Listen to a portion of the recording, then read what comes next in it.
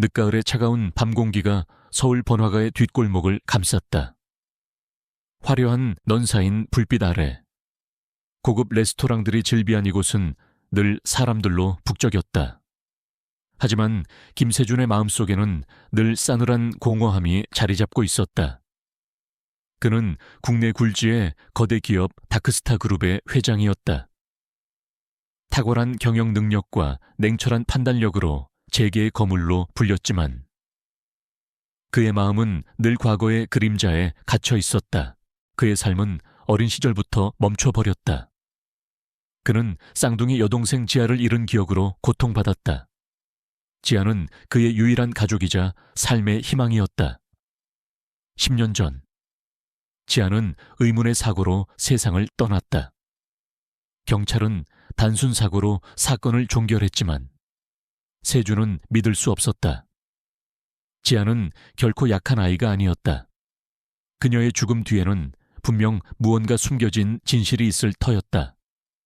그는 지아의 죽음 뒤에 숨겨진 진실을 파헤치기 위해 필사적으로 노력했지만 거대한 벽에 부딪혔다. 결국 그는 모든 것을 포기하고 돈과 권력을 좇으며 자신의 죄책감 속에 갇혔다. 그의 삶은 이제 무미건조했다. 매일 밤 고독한 잠자리에 들었고 낮에는 무표정한 얼굴로 회의실에 앉아 있었다. 웅장한 저택은 깔끔했지만 그의 마음처럼 황량했다. 그는 자신의 성공을 증명하려는 듯 항상 더 많은 돈과 명예를 갈구했다. 그날 밤 그는 늦은 시간까지 회의를 마치고 귀가하고 있었다. 차가운 바람이 그의 뺨을 스쳤지만 그는 아무것도 느끼지 못했다. 그의 발걸음은 힘없이 바닥을 끌었다. 그때 그의 시선이 낡은 재래시장 골목으로 향했다. 시장은 이미 파장 분위기였고 낡은 포장마차들이 여기저기 널려 있었다. 그때 포장마차 한 구석에서 요란한 소리가 들려왔다. 시선이 닿은 곳에는 낡고 허름한 옷차림의 여인이 주저앉아 있었다. 그녀의 옆에는 부서진 리어카와 흩어진 국수 그릇들이 나뒹굴고 있었다. 건장한 남자 몇 명이 여인을 둘러싸고 있었다. 그들은 고급스러운 양복을 입고 있었지만 그들의 눈빛에는 오만함과 조롱이 가득했다.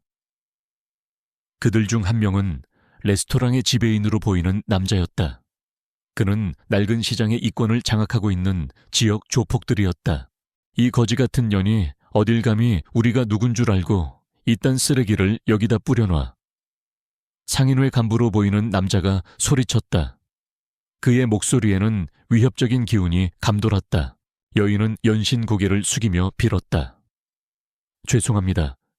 죄송합니다. 제가 실수했습니다. 상인회 간부는 여인의 머리채를 잡아 올렸다. 이 미친년이 아직 정신을 못 차렸군. 오늘 여기서 내 놈이 가진 거 다 내놔야 정신 차릴 거야. 여인의 얼굴은 공포에 질려 창백해졌다. 그녀의 눈에서는 뜨거운 눈물이 흘러내렸다. 그녀의 품에는 어린 딸이 웅크리고 있었다. 딸의 얼굴도 공포에 질려 창백했다. 주변 상인들은 모두 숨죽이며 이 상황을 지켜보고 있었다. 누구도 감히 그들에게 맞설 수 없었다. 세준의 눈빛이 섬뜩하게 변했다. 불의를 보고도 외면할 수 없었다. 그의 마음속에는 어릴 적 자신이 느꼈던 무력감과 분노가 다시 솟아올랐다. 그는 망설임 없이 여인에게 다가갔다. 이봐요, 지금 뭐 하는 짓입니까? 세준이 소리쳤다. 그의 목소리는 차분했지만 그 속에는 단호함이 묻어 있었다. 상인회 간부는 세준의 등장에 당황한 듯 했지만 이내 비웃었다. 어쭈, 이 자식이 감히 내 일에 참견해. 내 놈이 누군데. 당신은 지금 약한 여인을 폭행하고 있습니다. 명백한 범죄입니다. 당장 멈추지 않으면 경찰에 신고하겠습니다. 세준이 단호하게 말했다. 상인회 간부는 코웃음을 쳤다. 웃기지도 않는 소리, 이 거지 같은 년이 내 물건을 다 망쳐놨어. 내가 뭘 하든 상관없잖아. 그는 여인을 향해 발길질을 하려 했다. 세준은 망설임 없이 그의 앞을 막아섰다. 세준의 손에서 땀이 흘러내렸다. 상인회 간부는 세준의 힘에 당황한 듯 뒤로 물러섰다. 이 미친놈이 감히 나를 때려. 상인회 간부는 분노의 찬 목소리로 소리쳤다. 그는 세준의 뺨을 향해 손을 뻗었다. 세준은 그의 손을 피하며 몸을 날렸다. 그리고 그의 얼굴을 향해 주먹을 날렸다. 상인회 간부는 세준의 예상치 못한 방역에 당황하며 뒤로 물러섰다. 그의 코에서는 피가 흘러내렸다. 아이 미친놈이 감히 나를 때려. 상인회 간부의 조직원들이 일제히 세준을 향해 달려들었다. 세준은 여인과 아이를 보호하려 했지만 그들의 수는 너무 많았다. 그는 고전했다. 그의 몸에는 상처가 늘어났지만 그는 포기하지 않았다. 그는 여인과 아이를 지켜야 했다. 그때 레스토랑 문이 열리고 웅장한 백마 한 마리가 달려나왔다. 말은 온몸이 흙투성이로 털은 물에 흠뻑 젖어 있었고 떨리는 몸에서는 미약한 열기가 느껴졌다. 녀석의 눈빛은 공포와 함께 알 수 없는 간절함을 담고 있었다. 녀석은 마치 세준에게 무언가를 말하려는 듯 고개를 흔들며 세준의 바짓가랑이를 물고 놓지 않았다. 세준은 그 말을 한눈에 알아봤다. 스피릿, 10년 전 지아가 죽던 그날 함께 사라졌던 그녀의 애마였다. 스피릿이 살아있었다니 그의 심장이 미친 듯이 요동쳤다. 스피릿은 그의 유일한 가족이자 10년간 그를 짓눌렀던 절망 속에서 그를 끌어낼 유일한 존재였다. 스피릿은 상인회 간부를 향해 맹렬하게 울부짖기 시작했다. 녀석의 눈빛은 증오와 분노로 이글거렸다. 스피릿은 상인회 간부를 향해 달려들었다.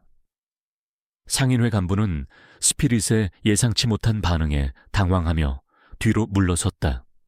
그의 얼굴에는 공포가 서려 있었다. 스피릿의 눈빛에서 느껴지는 강렬한 살기에 그는 겁을 먹은 듯했다. 상인회 간부의 조직원들은 스피릿의 등장에 당황하며 도주하기 시작했다.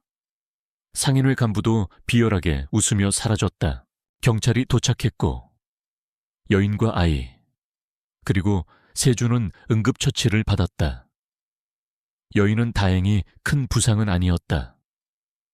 세준은 여인을 끌어안았다.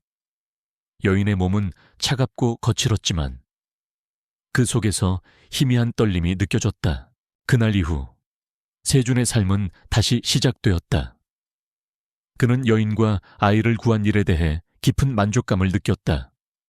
그리고 스피릿의 등장. 스피릿은 그에게 10년 전 지아의 죽음 뒤에 숨겨진 진실을 알리려는 메시지를 전달한 것이었다. 스피릿의 눈빛은 마치 이제 시작이야 라고 말하는 듯했다. 세준은 섀도우와 함께 지아의 흔적을 쫓기로 결심했다. 그것이 그의 마지막 희망이었다. 늦가을의 차가운 밤 공기가 서울 번화가의 뒷골목을 감쌌다. 화려한 넌 쌓인 불빛 아래 고급 레스토랑들이 즐비한 이곳은 늘 사람들로 북적였다. 하지만 김세준의 마음속에는 늘 싸늘한 공허함이 자리 잡고 있었다. 그는 국내 굴지의 거대 기업 다크스타 그룹의 회장이었다. 탁월한 경영 능력과 냉철한 판단력으로 재계의 거물로 불렸지만 그의 마음은 늘 과거의 그림자에 갇혀 있었다. 그의 삶은 어린 시절부터 멈춰버렸다. 그는 쌍둥이 여동생 지아를 잃은 기억으로 고통받았다. 지아는 그의 유일한 가족이자 삶의 희망이었다. 10년 전 지아는 의문의 사고로 세상을 떠났다. 경찰은 단순 사고로 사건을 종결했지만 세준은 믿을 수 없었다. 지아는 결코 약한 아이가 아니었다. 그녀의 죽음 뒤에는 분명 무언가 숨겨진 진실이 있을 터였다. 그는 지아의 죽음 뒤에 숨겨진 진실을 파헤치기 위해 필사적으로 노력했지만 거대한 벽에 부딪혔다. 결국 그는 모든 것을 포기하고 돈과 권력을 좇으며 자신의 죄책감 속에 갇혔다. 그의 삶은 이제 무미건조했다. 매일 밤 고독한 잠자리에 들었고 낮에는 무표정한 얼굴로 회의실에 앉아 있었다. 웅장한 저택은 깔끔했지만 그의 마음처럼 황량했다. 그는 자신의 성공을 증명하려는 듯 항상 더 많은 돈과 명예를 갈구했다. 그날 밤 그는 늦은 시간까지 회의를 마치고 귀가하고 있었다. 차가운 바람이 그의 뺨을 스쳤지만 그는 아무것도 느끼지 못했다. 그의 발걸음은 힘없이 바닥을 끌었다. 그때 그의 시선이 낡은 재래시장 골목으로 향했다. 시장은 이미 파장 분위기였고 낡은 포장마차들이 여기저기 널려 있었다. 그때 포장마차 한 구석에서 요란한 소리가 들려왔다. 시선이 닿은 곳에는 낡고 허름한 옷차림의 여인이 주저앉아 있었다. 그녀의 옆에는 부서진 리어카와 흩어진 국수 그릇들이 나뒹굴고 있었다. 건장한 남자 몇 명이 여인을 둘러싸고 있었다. 그들은 고급스러운 양복을 입고 있었지만 그들의 눈빛에는 오만함과 조롱이 가득했다. 그들 중 한 명은 레스토랑의 지배인으로 보이는 남자였다. 그는 낡은 시장의 이권을 장악하고 있는 지역 조폭들이었다. 이 거지 같은 년이 어딜 감히 우리가 누군 줄 알고 이딴 쓰레기를 여기다 뿌려놔. 상인회 간부로 보이는 남자가 소리쳤다. 그의 목소리에는 위협적인 기운이 감돌았다. 여인은 연신 고개를 숙이며 빌었다. 죄송합니다. 죄송합니다. 제가 실수했습니다. 상인회 간부는 여인의 머리채를 잡아 올렸다. 이 미친년이 아직 정신을 못 차렸군. 오늘 여기서 내 놈이 가진 거 다 내놔야 정신 차릴 거야. 여인의 얼굴은 공포에 질려 창백해졌다. 그녀의 눈에서는 뜨거운 눈물이 흘러내렸다. 그녀의 품에는 어린 딸이 웅크리고 있었다. 딸의 얼굴도 공포에 질려 창백했다. 주변 상인들은 모두 숨죽이며 이 상황을 지켜보고 있었다. 누구도 감히 그들에게 맞설 수 없었다. 세준의 눈빛이 섬뜩하게 변했다. 불의를 보고도 외면할 수 없었다. 그의 마음속에는 어릴 적 자신이 느꼈던 무력감과 분노가 다시 솟아올랐다. 그는 망설임 없이 여인에게 다가갔다. 이봐요, 지금 뭐 하는 짓입니까? 세준이 소리쳤다. 그의 목소리는 차분했지만 그 속에는 단호함이 묻어 있었다. 상인회 간부는 세준의 등장에 당황한 듯 했지만 이내 비웃었다. 어쭈 이 자식이 감히 내 일에 참견해. 내 놈이 누군데. 당신은 지금 약한 여인을 폭행하고 있습니다. 명백한 범죄입니다. 당장 멈추지 않으면 경찰에 신고하겠습니다. 세준이 단호하게 말했다. 상인회 간부는 코웃음을 쳤다. 웃기지도 않는 소리. 이 거지 같은 년이 내 물건을 다 망쳐놨어. 내가 뭘 하든 상관없잖아. 그는 여인을 향해 발길질을 하려 했다. 세준은 망설임 없이 그의 앞을 막아섰다. 세준의 손에서 땀이 흘러내렸다. 상인회 간부는 세준의 힘에 당황한 듯 뒤로 물러섰다. 이 미친놈이 감히 나를 때려. 상인회 간부는 분노에 찬 목소리로 소리쳤다. 그는 세준의 뺨을 향해 손을 뻗었다. 세준은 그의 손을 피하며 몸을 날렸다. 그리고 그의 얼굴을 향해 주먹을 날렸다.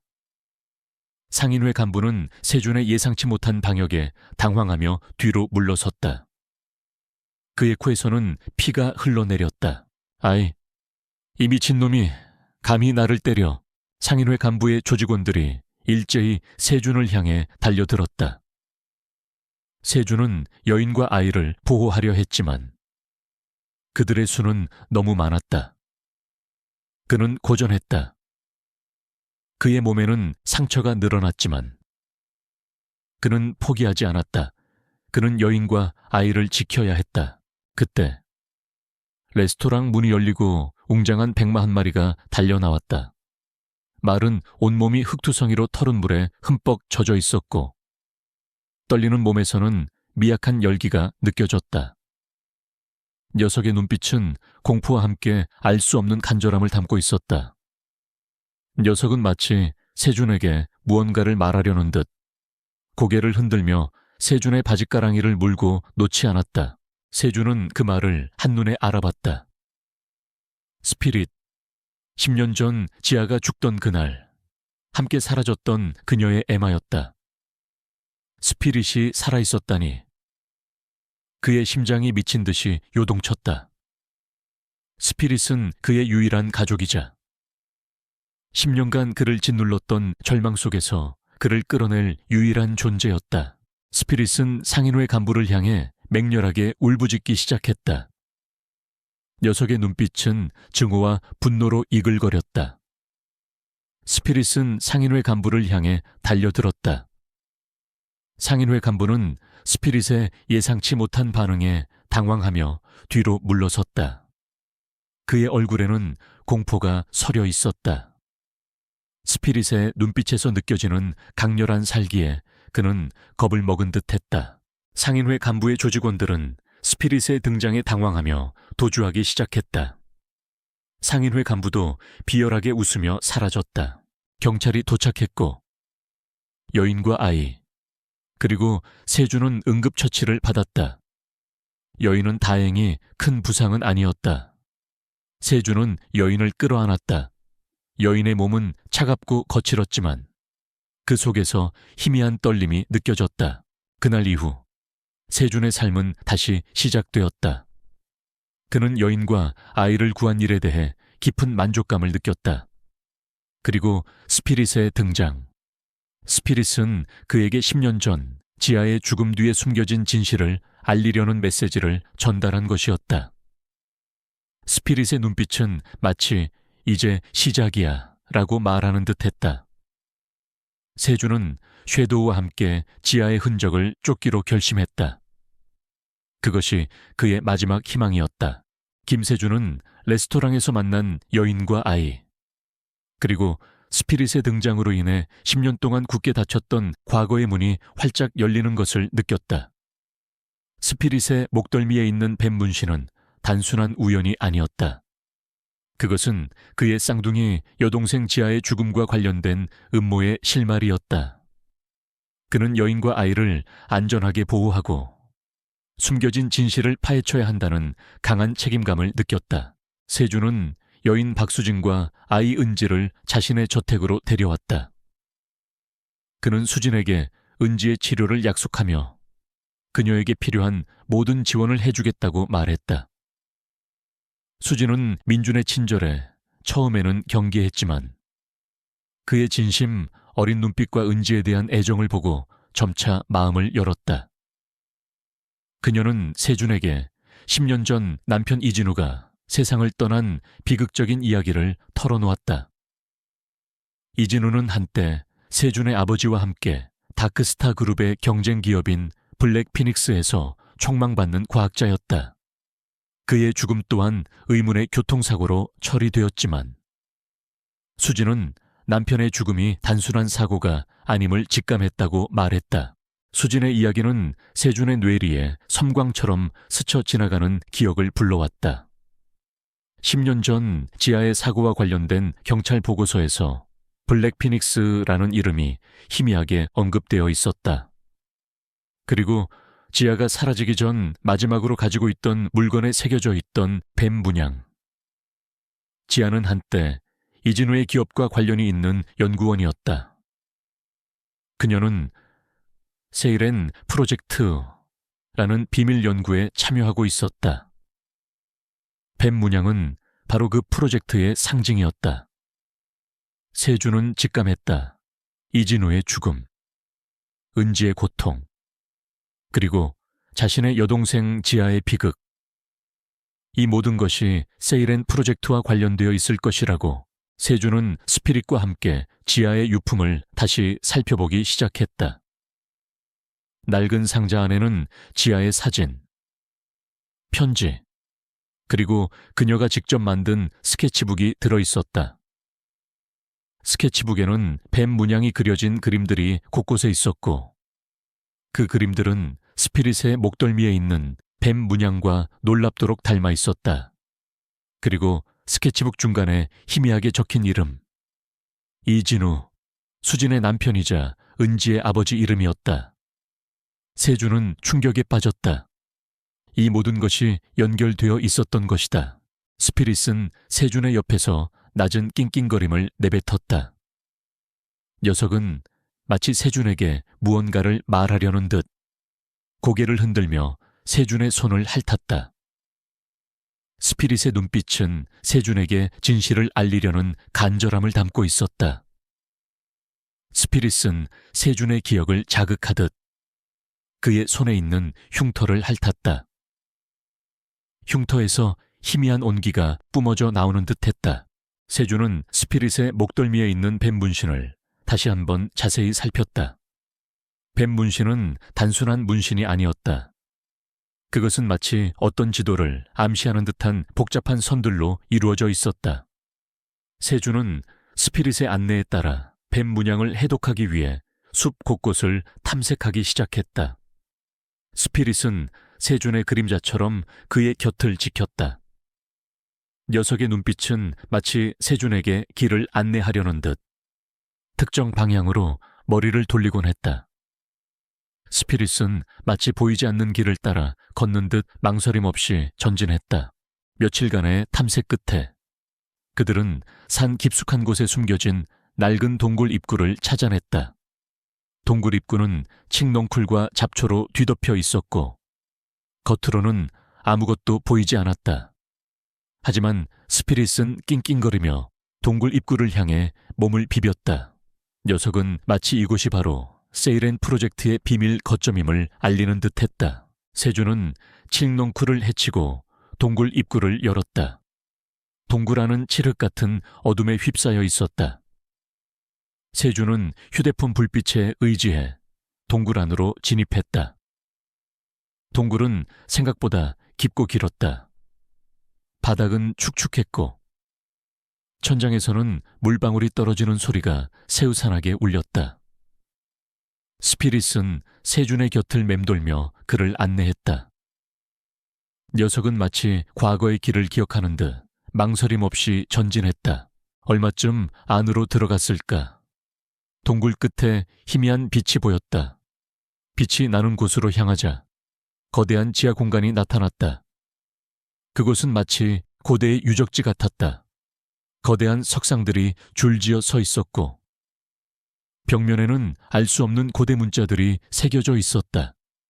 그리고 공간 중앙에는 낡은 실험 기구들과 함께 유리관들이 놓여 있었다.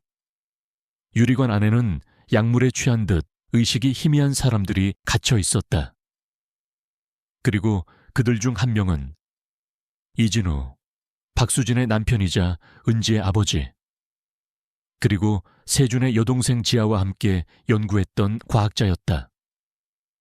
그가 살아있었다니 그때 지하 실험실 안쪽에서 싸늘한 목소리가 들려왔다. 결국 여기까지 왔군. 이진우가 남긴 쓰레기가. 세준은 화들짝 돌아섰다. 실험실 안쪽에는 검은 옷을 입은 남자들이 서 있었다. 그들의 팔에는 뱀 문신이 선명하게 새겨져 있었다. 그리고 그들 앞에는 10년 전 그의 여동생 지아와 이진우의 죽음 뒤에 숨겨진 그림자 같은 남자가 서 있었다. 남자의 얼굴은 차갑고 잔혹했다. 그의 눈빛은 탐욕과 광기로 번뜩이고 있었다. 그의 이름은 최강우, 블랙피닉스의 CEO였다. 그는 겉으로는 선량한 사업가 행세를 했지만 실상은 아난타 조직의 핵심 인물이었다. 최강우, 내 놈이 나의 지아를, 그리고 이진우를. 세준의 목소리는 분노로 갈라졌다. 최강우는 비웃듯이 웃었다. 그까짓 계집애 하나 죽인 게 뭐가 대수라고. 이 모든 것은 세이렌 프로젝트들을 위한 것이었다. 이제 뱀의 눈물의 비밀은 내 것이 될 것이다. 그는 세준을 향해 다가왔다. 그의 손에는 섬뜩한 뱀 문양이 새겨져 있었다. 스피릿은 낮은 으르렁거림과 함께 최강우에게 달려들려 했지만 세준이 스피릿을 제지했다. 세준은 스피릿을 자신의 뒤로 숨겼다. 스피릿은 지하의 마지막 희망이자 이 모든 진실을 밝힐 유일한 증인이었다. 그는 스피릿을 보호해야 했다. 지하 실험실은 팽팽한 긴장감으로 가득 찼다. 최강우의 비열한 웃음과 무장한 조직원들의 위협적인 시선이 민준을 짓눌렀다.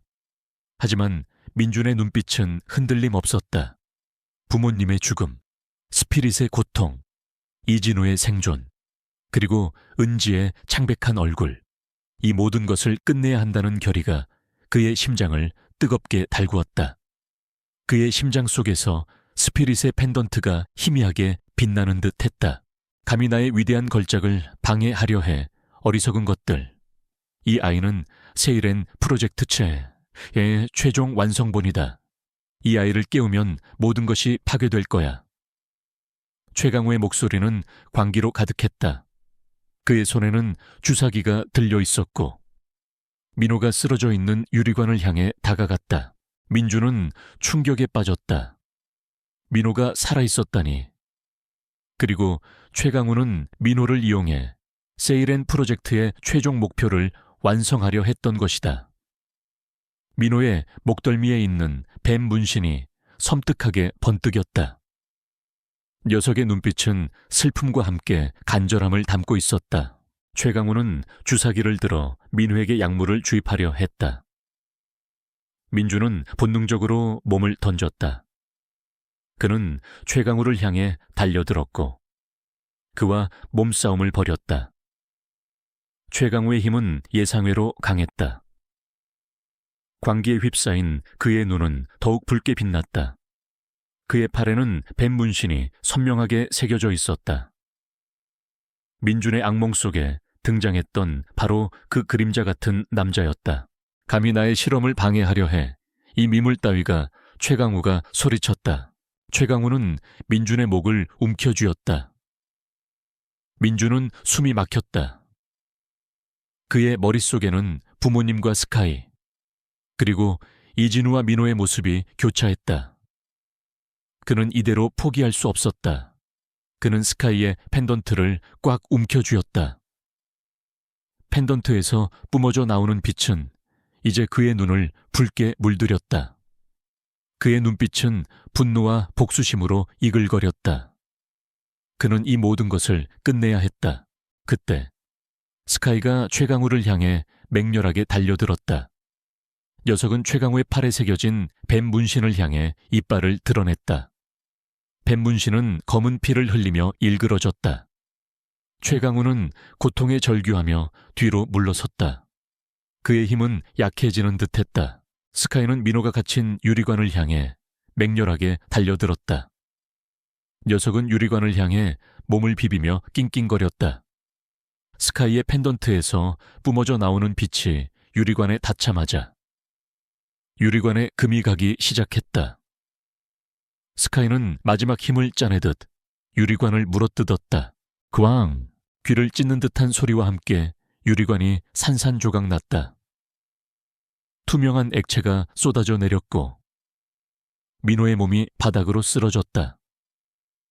민호의 붉게 빛나던 눈은 이제 희미해져 있었다. 스카이는 민호의 곁에 앉아 그녀의 얼굴을 핥았다. 녀석의 눈빛은 민호를 향한 사랑과 안도감으로 가득했다. 최강우는 자신이 만든 걸작이 파괴되는 것을 보고 절규했다. 아니야, 나의 세일엔 나의 꿈이. 그 순간 김서연 회장과 김영철 경위가 경찰 특공대와 함께 실험실 안으로 진입했다. 김서연 회장은 민준의 마지막 연락을 받고 지원 요청을 했던 것이다. 경찰 특공대는 최강우와 그의 조직원들을 모두 체포했다. 최강우는 자신이 아난타 조직의 핵심 인물임을 자백했고 세일엔 프로젝트를 통해 새로운 초인들을 만들어 아난타의 부활을 꿈꿨다고 실토했다. 그는 민호와 이진우를 납치하여 그들의 특별한 유전자를 이용해 실험을 진행했으며 스카이를 이용하여 그들의 비밀을 지키려 했음을 털어놓았다. 아난타 조직은 마침내 완전히 뿌리 뽑혔다.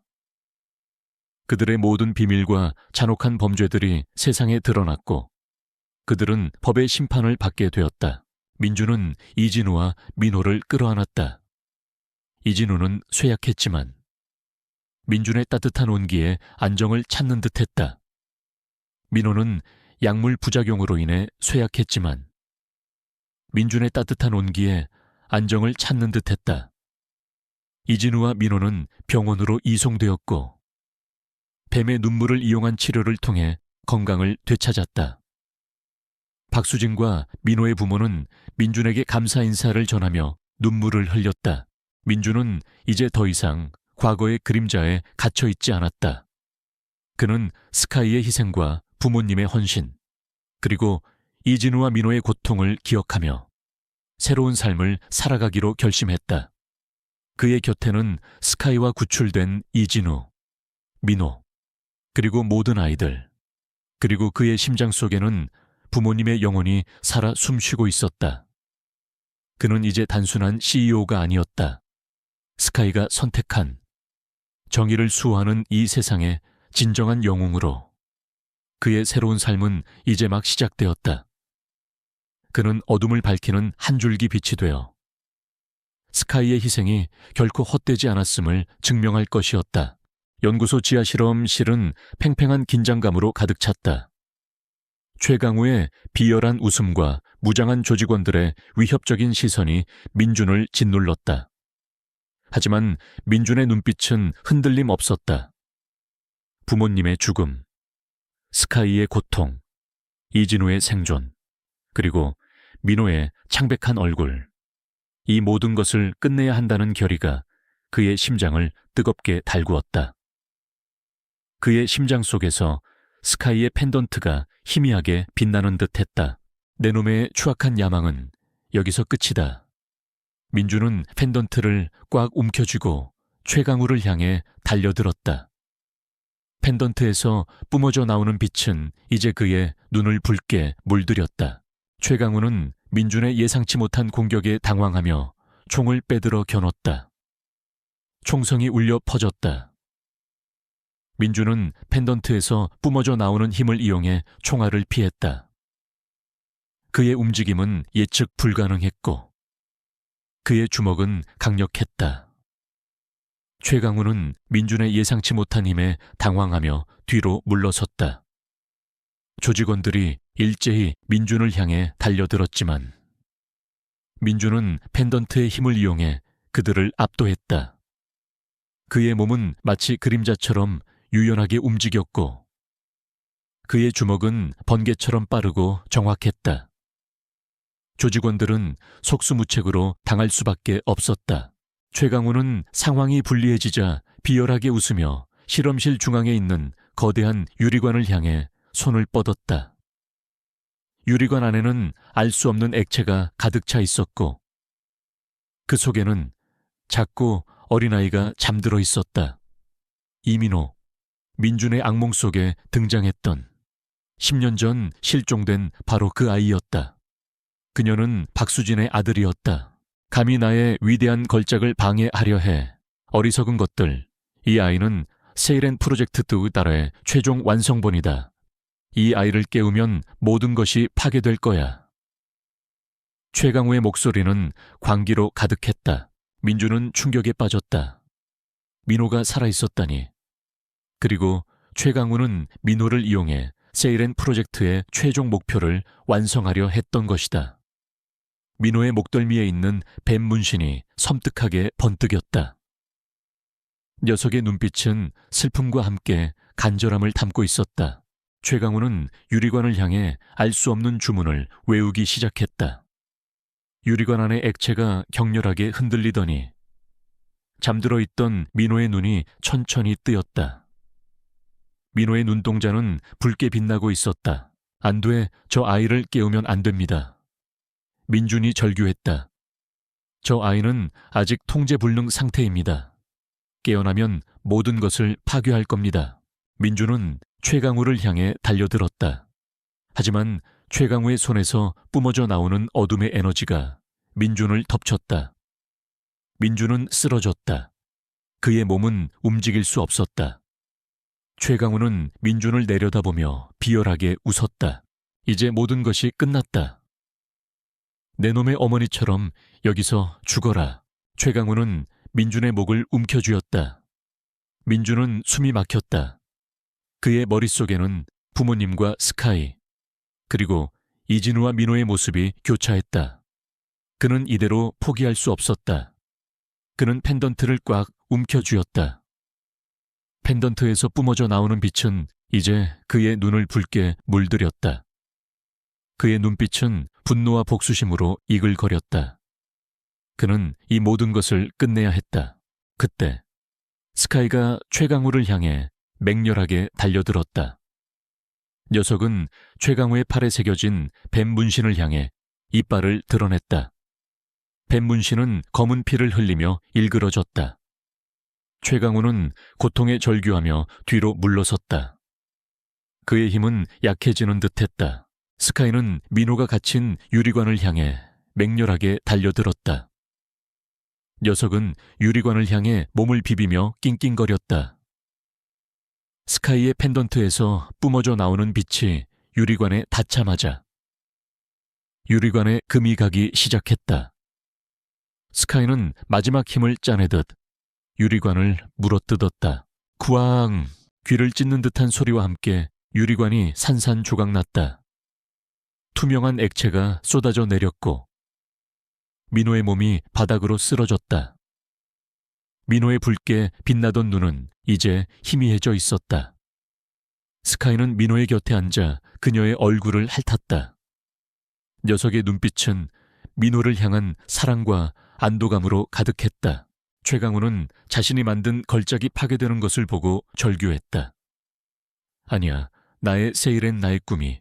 그 순간 김서연 회장이 경찰 특공대와 함께 실험실 안으로 진입했다. 김서연 회장은 민준의 마지막 연락을 받고 지원 요청을 했던 것이다.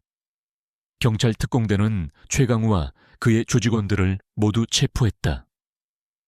최강우는 자신이 아난타 조직의 핵심 인물임을 자백했고 세이렌 프로젝트를 통해 새로운 초인들을 만들어 아난타의 부활을 꿈꿨다고 실토했다.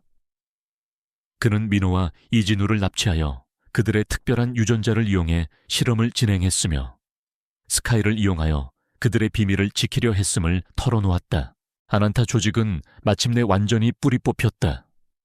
그들의 모든 비밀과 잔혹한 범죄들이 세상에 드러났고 그들은 법의 심판을 받게 되었다. 민주는 이진우와 민호를 끌어안았다. 이진우는 쇠약했지만 민준의 따뜻한 온기에 안정을 찾는 듯했다. 민호는 약물 부작용으로 인해 쇠약했지만 민준의 따뜻한 온기에 안정을 찾는 듯했다. 이진우와 민호는 병원으로 이송되었고 뱀의 눈물을 이용한 치료를 통해 건강을 되찾았다. 박수진과 민호의 부모는 민준에게 감사 인사를 전하며 눈물을 흘렸다. 민준은 이제 더 이상 과거의 그림자에 갇혀 있지 않았다. 그는 스카이의 희생과 부모님의 헌신, 그리고 이진우와 민호의 고통을 기억하며 새로운 삶을 살아가기로 결심했다. 그의 곁에는 스카이와 구출된 이진우, 민호, 그리고 모든 아이들, 그리고 그의 심장 속에는 부모님의 영혼이 살아 숨 쉬고 있었다. 그는 이제 단순한 CEO가 아니었다. 스카이가 선택한 정의를 수호하는 이 세상의 진정한 영웅으로 그의 새로운 삶은 이제 막 시작되었다. 그는 어둠을 밝히는 한 줄기 빛이 되어 스카이의 희생이 결코 헛되지 않았음을 증명할 것이었다. 지하 실험실에서의 치열한 전투 끝에 최강우와 그의 조직원들은 모두 체포되었고 이민호를 비롯한 아이들은 무사히 구출되었다. 아난타 조직의 세이렌 프로젝트라는 잔혹한 실체가 만천에 드러났고 세상은 그들의 악행에 경악했다. 최민주는 부모님의 억울함을 풀고 스카이의 희생을 헛되이 하지 않기 위해 모든 것을 바쳤다. 그는 이제 더 이상 과거의 그림자에 갇혀 있지 않았다. 그러나 그의 마음속에는 여전히 묵직한 책임감이 자리 잡고 있었다. 아난타 조직의 뿌리가 완전히 뽑혔을까? 언론은 연일 민준의 용감한 활약과 스카이의 헌신적인 희생을 보도했다. 민준은 정의의 수호자로, 스카이는 영웅마로 불리며 국민적 영웅이 되었다. 구출된 아이들은 뱀의 눈물을 이용한 치료 덕분에 건강을 되찾았고 가족들의 품으로 돌아갔다. 민준은 그들의 해맑은 웃음을 보며 깊은 안도감을 느꼈다. 하지만 민준은 알고 있었다. 최강우가 체포되었지만 그가 아난타 조직의 최고 수뇌부는 아니라는 것을. 그의 배후에는 더욱 거대한 그림자가 숨어 있을 터였다. 스카이가 마지막으로 물어뜯었던 최강우의 팔에 새겨진 뱀 문신.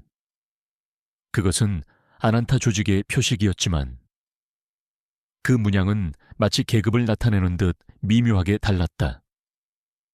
민주는 아난타의 진짜 두목을 찾아내고 그들의 모든 악행을 끝내야 한다고 생각했다. 김서연 회장과 김영철 경위는 민준의 든든한 조력자가 되어주었다. 그들은 최강우의 자백과 압수된 증거들을 분석하며 아난타 조직의 실체를 파헤쳤다. 그들은 아난타가 전 세계적으로 활동하는 거대한 범죄 조직이며 각국의 고위층 인사들과 연결되어 있음을 알아냈다. 그들은 막강한 자금력과 함께 비밀스러운 연구시설과 무장 세력을 보유하고 있었다. 수사 과정은 험난했다.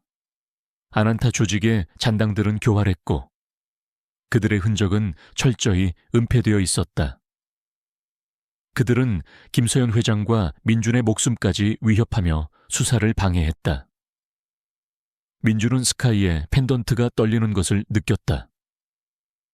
펜던트는 위험이 다가올 때마다 경고를 보냈고 그들을 안전하게 이끌었다. 부모님의 영혼이 그의 곁에서 그를 지키는 듯했다. 며칠 밤낮 없이 조사한 끝에 그들은 아난타 조직의 진짜 두목이 그림자 제왕이라는 인물이라는 사실을 알아냈다. 그림자 제왕은 겉으로는 존경받는 재계의 거물이자 자선사업가로 알려져 있었지만 실상은 아난타 조직의 창시자이자 모든 음모의 배후였다. 그는 뱀의 눈물을 이용해 영생을 얻고 세상을 지배하려 했다. 그의 팔에는 가장 크고 화려한 뱀 문신이 선명하게 새겨져 있었다. 민주는 그림자 제왕의 존재를 알게 되자마자 분노에 휩싸였다. 부모님의 죽음, 스카이의 희생, 이진우와 민호의 고통, 그리고 수많은 아이들의 희생, 이 모든 비극의 근원이 바로 그림자 제왕이었다. 그는 그를 잡고 아난타 조직의 모든 악행을 끝내야 한다고 생각했다. 김서연 회장은 그림자 제왕의 체포를 위해 경찰 특공대와 함께 작전을 계획했다. 그림자 제왕은 서울 도심에 위치한 자신의 초고층 빌딩 최상층에 비밀 거점을 두고 있었다. 빌딩은 삼엄한 경비 시스템과 첨단 방어 시설로 보호되고 있었고 침입은 불가능에 가까웠다. 그날 밤 민준과 김서연 회장 그리고 경찰 특공대는 그림자 제왕의 비밀 거점으로 향했다. 어둠 속에서 빌딩은 거대한 그림자를 들이우고 있었다. 민준은 스카이의 펜던트가 떨리는 것을 느꼈다. 펜던트에서 뿜어져 나오는 빛은 이제 그의 눈을 붉게 물들였다. 부모님의 영혼이 그의 곁에서 함께 싸우는 듯했다. 경찰 특공대가 빌딩 안으로 진입했다. 하지만 그림자 제왕은 이미 그들의 침입을 감지하고 있었다. 빌딩 내부는 순식간에 아수라장이 되었다. 무장한 경호원들이 사방에서 나타나 그들을 공격했다. 민주는 스카이의 힘을 이용해 그들을 압도했다. 그의 움직임은 예측 불가능했고 그의 주먹은 강력했다. 그는 경호원들을 제압하며 그림자 제왕의 거점으로 향했다. 그들이 도착한 곳은 빌딩 최상층에 위치한 그림자 제왕의 개인 집무실이었다. 집무실은 화려하고 웅장했지만 그 안에서 느껴지는 음산한 기운은 민준의 온몸에 소름을 돋게 했다. 집무실 중앙에는 거대한 책상이 놓여 있었고 그 뒤에 그림자 제왕이 앉아 있었다. 그의 팔에는 가장 크고 화려한 뱀 문신이 선명하게 새겨져 있었다. 그의 눈빛은 냉혹하고 잔혹했다. 결국 여기까지 왔군, 백구의 힘을 가진 자여. 하지만 내 놈이 감히 나를 막을 수 있을 것 같으냐. 그림자 제왕이 비열하게 웃었다. 그의 목소리는 낮게 깔렸지만 그 속에는 세상을 지배하려는 광기가 담겨 있었다. 그는 민준을 향해 손을 뻗었다. 그의 손에서 알 수 없는 에너지가 뿜어져 나왔다. 민준은 본능적으로 몸을 피했다. 그림자 제왕의 힘은 예상외로 강했다. 그는 아난타 조직의 창시자이자 뱀의 눈물을 이용해 초월적인 능력을 얻은 존재였다. 그림자 제왕은 민준에게 맹렬하게 공격을 퍼부었다. 민준은 고전했다. 그의 움직임은 빠르고 정확했으며 그의 공격은 강력했다. 민준의 몸은 상처투성이가 되었다. 하지만 그는 포기하지 않았다. 부모님의 죽음, 스카이의 희생, 그리고 수많은 아이들의 고통이 그에게 용기를 불어넣었다. 그는 스카이의 펜던트를 꽉 움켜쥐었다. 펜던트에서 뿜어져 나오는 빛은 이제 그의 몸을 감싸는 듯했다. 그의 눈이 붉게 빛나기 시작했다. 그는 그림자 제왕의 공격을 피하며 그의 팔에 새겨진 뱀 문신을 향해 주먹을 날렸다. 뱀 문신이 새겨진 살같이 찢어지며 검은 피가 쏟아져 나왔다. 그림자 제왕은 고통에 절규하며 쓰러졌다. 그의 힘은 약해지는 듯했다. 이럴 수가. 나의 힘이. 그때 경찰 특공대가 집무실 안으로 진입했다. 김소연 회장과 김형철 경위가 미리 지원 요청을 했던 것이다. 경찰 특공대는 그림자 제왕과 그의 마지막 조직원들을 모두 체포했다. 그림자 제왕은 자신이 아난타 조직의 창시자임을 자백했고 뱀의 눈물을 이용해 세상을 지배하려 했던 모든 야욕을 실토했다. 아난타 조직은 마침내 완전히 뿌리 뽑혔다. 그들의 모든 비밀과 잔혹한 범죄들이 세상에 드러났고 그들은 법의 심판을 받게 되었다. 민준은 구출된 이진우와 민호를 끌어안았다. 이진우는 약물 부작용으로 인해 쇠약했지만 민준의 따뜻한 온기에 안정을 찾는 듯했다. 민호는 공포에 질려 떨고 있었지만 민준의 따뜻한 온기에 안정을 찾는 듯했다. 이진우와 민호는 병원으로 이송되었고 뱀의 눈물을 이용한 치료를 통해 건강을 되찾았다. 박수진과 이진우 부모는 민준에게 감사 인사를 전하며 눈물을 흘렸다. 민준은 이제 더 이상 과거의 그림자에 갇혀있지 않았다. 그는 스카이의 희생과 부모님의 헌신, 그리고 이진우와 민호의 고통을 기억하며 새로운 삶을 살아가기로 결심했다. 그는 자신의 선라이즈 테크, 지분 대부분을 사회에 환원하고 남은 자산으로 희망의 별 재단을 설립했다. 희망의 별 재단은 아난타 조직으로부터 희생된 아이들과 동물들을 돕고 사회의 어둠 속에 숨겨진 부조리를 파헤치며 정의를 실현하는 것을 목표로 했다. 그의 곁에는 스카이, 이진우, 민호, 그리고 박수진이 있었고 그의 심장 속에는 부모님의 영혼이 살아 숨 쉬고 있었다. 그는 이제 단순한 재벌 총수가 아니었다.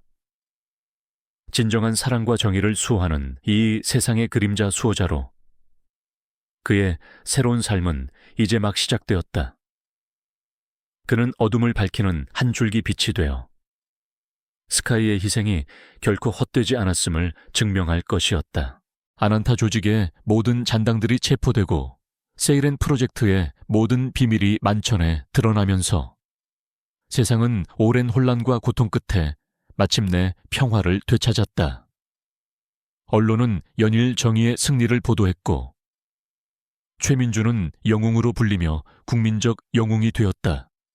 하지만 그의 마음속에는 스카이와 부모님, 그리고 구출된 이진우와 민호의 묵직한 책임감과 함께 영원히 지워지지 않을 상처가 자리 잡고 있었다. 민주는 과거의 직업으로 돌아가지 않았다. 그는 더 이상 돈과 권력을 좇는 삶을 살고 싶지 않았다. 스카이의 펜던트는 여전히 그의 목에 걸려 따뜻한 온기를 전해주었고, 그의 심장 속에는 부모님의 영혼이 살아 숨 쉬고 있었다. 스카이의 힘은 그에게 민첩한 움직임, 날카로운 직감, 그리고 어둠 속에 숨겨진 진실을 감지하는 능력을 부여했다. 그는 이 능력을 이용해 어둠 속에 숨겨진 악을 찾아내고 약한 자들을 보호하는 그림자 수호자가 되기로 결심했다. 김서연 회장과 김영철 경위는 그의 든든한 파트너가 되어 그림자 수호자의 활동을 전폭적으로 지원하기로 했다. 그들은 첫 번째 임무로 오랫동안 미제 사건으로 남아있던 연쇄 실종 사건을 파헤치기 시작했다. 실종자들은 모두 특정 유전자를 가진 아이들이었고, 그들은 모두 아난타 조직과 관련된 고아원에서 생활했던 아이들이었다. 민주는 직감했다. 아난타 조직의 잔당들이 여전히 세이렌 프로젝트러의 후속 작업을 진행하고 있을 것이라고. 민준과 김서연 회장, 그리고 김영철 경위는 실종된 아이들의 부모들을 만났다. 부모들은 절망과 슬픔에 잠겨 있었다. 민주는 그들의 고통을 누구보다 잘 이해했다. 그는 스카이의 펜던트에서 뿜어져 나오는 온기를 느끼며 아이들을 반드시 찾아주겠다고 약속했다. 수사 과정은 험난했다. 아난타 조직의 잔당들은 교활했고 그들의 흔적은 희미했다. 하지만 민준의 감각은 더욱 날카로워져 있었다. 그는 스카이의 펜던트가 떨리는 방향으로 움직이며 어둠 속에 숨겨진 진실을 찾아나갔다. 펜던트는 위험이 다가올 때마다 경고를 보냈고 그들을 안전하게 이끌었다. 며칠간의 추적 끝에 그들은 서울 외곽에 버려진 연구시설을 찾아냈다. 연구시설은 겉보기에는 낡고 허름했지만 그 안에는 첨단 장비들이 숨겨져 있었다. 민주는 펜던트의 떨림을 느꼈다. 이곳이 바로 아난타 조직의 잔당들이 세이렌 프로젝트물을 재개하고 있는 곳이었다. 민준과 김서연 회장, 그리고 김영철 경위는 연구시설 안으로 잠입했다. 연구시설 내부는 미로처럼 복잡했고 낡은 실험 기구들이 음산한 분위기를 풍겼다. 그들은 소리 없이 움직이며 주변을 살폈다. 그때 희미한 아이들의 울음소리가 들려왔다. 아이들은 연구시설 깊숙한 곳에 감금되어 있었다. 민준과 김서연 회장, 그리고 김영철 경위는 아이들의 울음소리를 따라갔다. 그들이 도착한 곳은 거대한 철창이 놓인 실험실이었다. 철창 안에는 실종된 아이들이 갇혀 있었고 그들은 모두 약물에 취한 듯 의식이 희미했다. 그리고 실험실 중앙에는 낡은 실험복을 입은 한 노인이 서 있었다. 노인의 팔에는 뱀 문신이 희미하게 새겨져 있었다. 그는 아난타 조직의 마지막 과학자, 닥터 그림자파였다. 결국 여기까지 왔군. 백구의 힘을 가진 자여. 하지만 내 놈이 감히 나의 위대한 프로젝트를 방해할 수 있을 것 같으냐. 닥터 그림자가 비열하게 웃었다. 그의 뒤에는 무장한 조직원들이 서 있었다.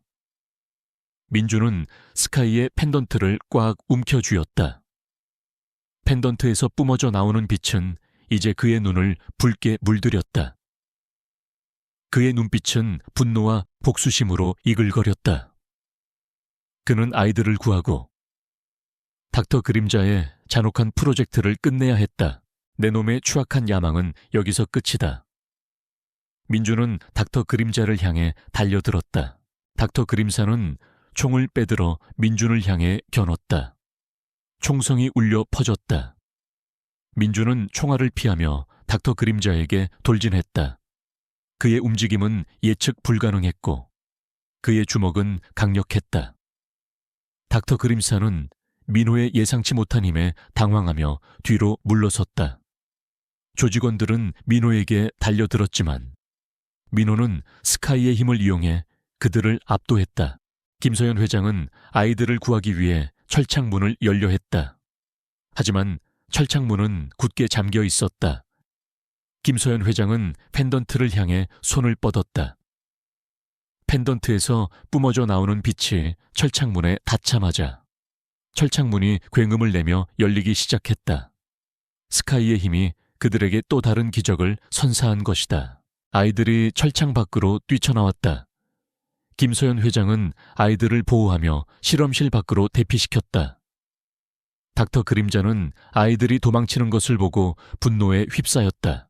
젠장 내 위대한 걸작들이. 그는 민서를 향해 달려들었다. 그의 팔에 새겨진 뱀 문신이 붉게 빛났다. 그의 손에서 알 수 없는 에너지가 뿜어져 나왔다. 민서는 닥터 그림자의 공격을 피하며 그의 팔에 새겨진 뱀 문신을 향해 주먹을 날렸다. 뱀 문신이 새겨진 살같이 찢어지며 검은 피가 쏟아져 나왔다.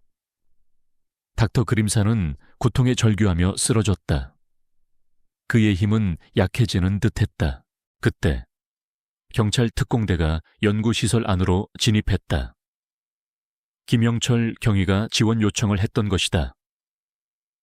경찰 특공대는 닥터 그림자와 그의 조직원들을 모두 체포했다. 닥터 그림사는 자신이 아난타 조직의 마지막 잔당임을 자백했고 세이렌 프로젝트를 통해 새로운 초인들을 만들어 아난타의 부활을 꿈꿨다고 실토했다. 아난타 조직은 마침내 완전히 뿌리 뽑혔다. 그들의 모든 비밀과 잔혹한 범죄들이 세상에 드러났고 그들은 법의 심판을 받게 되었다. 민주는 이진우와 민호를 끌어안았다. 이진우는 약물 부작용으로 인해 쇠약했지만 민준의 따뜻한 온기에 안정을 찾는 듯했다. 민호는 공포에 질려 떨고 있었지만 민준의 따뜻한 온기에 안정을 찾는 듯했다. 이진우와 민호는 병원으로 이송되었고 뱀의 눈물을 이용한 치료를 통해 건강을 되찾았다. 박수진과 이진우 부모는 민준에게 감사 인사를 전하며 눈물을 흘렸다. 민준은 이제 더 이상 과거의 그림자에 갇혀 있지 않았다. 그는 스카이의 희생과 부모님의 헌신, 그리고 이진우와 민호의 고통을 기억하며 새로운 삶을 살아가기로 결심했다. 그는 자신의 선라이즈 테크, 지분 대부분을 사회에 환원하고 남은 자산으로 희망의 별 재단을 설립했다. 희망의 별 재단은 아난타 조직으로부터 희생된 아이들과 동물들을 돕고 사회의 어둠 속에 숨겨진 부조리를 파헤치며 정의를 실현하는 것을 목표로 했다. 그의 곁에는 스카이, 이진우, 민호, 그리고 박수진이 있었고 그의 심장 속에는 부모님의 영혼이 살아 숨쉬고 있었다. 그는 이제 단순한 재벌 총수가 아니었다. 진정한 사랑과 정의를 수호하는 이 세상의 그림자 수호자로 그의 새로운 삶은 이제 막 시작되었다. 그는 어둠을 밝히는 한 줄기 빛이 되어 스카이의 희생이 결코 헛되지 않았음을 증명할 것이었다.